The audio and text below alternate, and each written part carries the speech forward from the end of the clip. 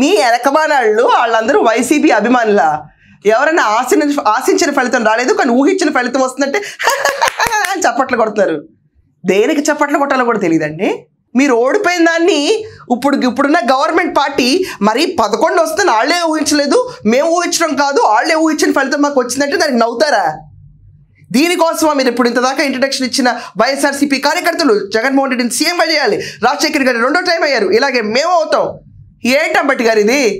మన పరువు మనం తీసుకుంటే ఎట్టా? అప్పుడు మీరు అనాలి ఏ ఆపవయ్యా రప్ప అని అప్పుడు అన్నారు చూడండి, అలాగే దీని చప్పట్లు కొడతారు ఏంటా అని అడగాలి. ఏమో నిజంగా చూసే ప్రేక్షకులు మీరు అందరూ ఆలోచించండి.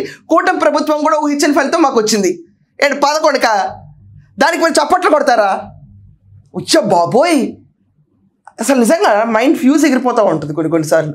ఎవరన్నా కూడా షిట్ అదేంటి బాధపడాలి, ఒక రకమైన ఎమోషన్ ఉంటుంది కానీ నవ్వుతారా దీనికి?